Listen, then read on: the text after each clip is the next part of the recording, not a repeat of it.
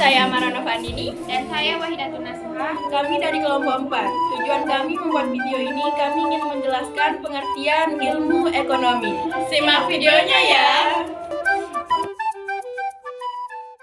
Seandainya ada uang 500 juta yang tiba-tiba kalian terima, apa yang bakal kalian lakuin?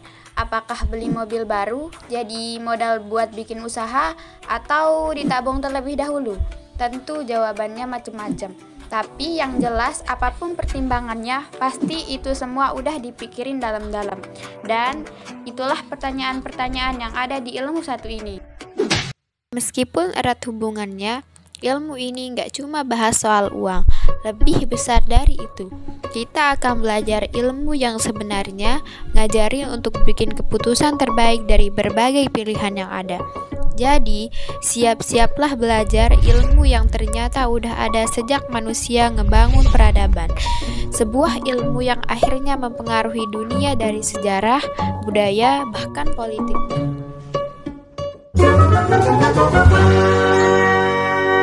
Ilmu ekonomi sederhananya adalah ilmu tentang pilihan.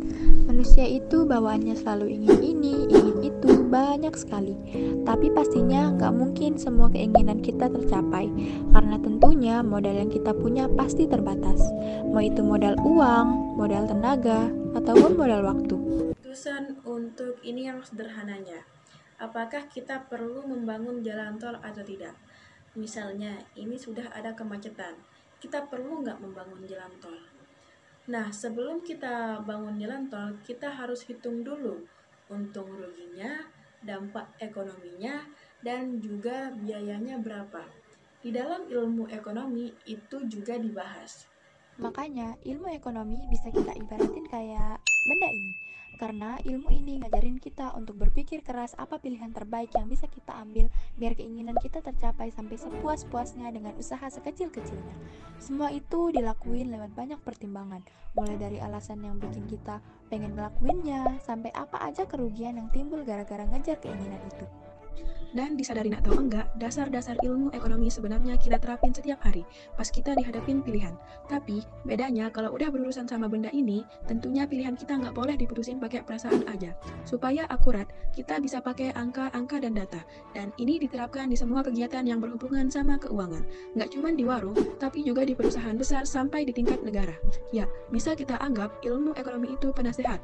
Tapi pastinya wujudnya bukan kulit garang yang bisa ngejawab pertanyaan, melainkan grafik, angka, dan diagram. Ilmu ekonomi jadi alat yang bisa kita andalkan untuk ngadepin pilihan-pilihan sulit tentang mengelola keuangan. Dan itu nggak cuma sekali, tapi juga dari dulu bahkan hingga ke masa depan. Dahulu kala, bahkan ketika uang belum ada, ekonomi lahir dari perdagangan maju. Selangkah dan sistem baru orang-orang suku Tamiya yang biasa dititipin harta mereka di kuil supaya aman, dan sebagai gantinya dapat surat jaminan tanda penitipan. Surat itulah yang kemudian yang sering dipertukarkan orang-orang dan seiring waktu pun jadi layaknya alat tukar sendiri. Alat tukar resmi pertama yang dicatat sejarah muncul di daerah yang bernama Babilonia. Tapi bentuknya bukan uang, melainkan logam perak. Tiap kali belanja, kita mesti nimbang berat bongkahan peraknya dulu. Barulah di tanah bernama Lydia, uang dalam bentuk koin pertama populer. Dan bikin kita gak perlu lagi nimbang-nimbang berat logam atau bingung mastiin apakah logam perak itu murni atau tidak. Sistem inilah yang kemudian dipakai Yunani dan Romawi kuno.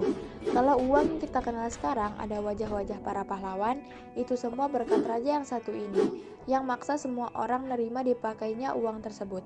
Karena kalau ada yang nolak itu, sama aja kayak merendahkan sang raja. Sang raja lalu runtuh. Tapi caranya bertahan, karang besar bikin persebaran ekonomi yang kuat.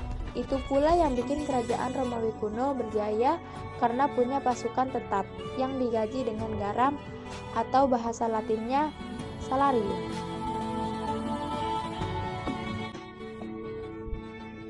Bahkan saking besarnya pengaruh Romawi kuno dalam ekonomi, uang mereka masih digunakan bahkan sampai berabad-abad. Setelah kerajaannya udah runtuh, kemudian kita sampai di pertengahan, di kota bernama Florch. Ada keluarga bankir yang jadi raksasa di dunia keuangan. Keluarga Demi di Cina. Berhasil menguasai kekuatan ekonomi berarti punya kekuatan politik. Keturunan keluarga ini kemudian disebarkan ke negara-negara Eropa lain, ngeluarin ilmu mereka ke sana. Ini jugalah yang menjadi penyebab Inggris dan Belanda bisa menjadi bangsa yang sangat kuat. Orang-orang yang pintar ekonomi di sana didengar suaranya jadi penasihat para raja. Saking ngaruhnya, merekalah yang jadi cikal bakal sistem MPR dan DPR yang sekarang diterapin di banyak negara di seluruh dunia.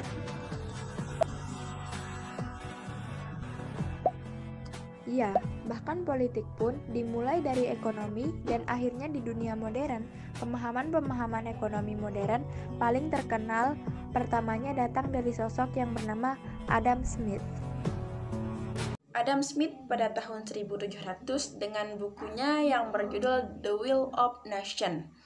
Intinya membahas tentang pasar ya. Di dalam ilmu ekonomi, pasar merupakan fenomena yang terbaik untuk mengambil keputusan.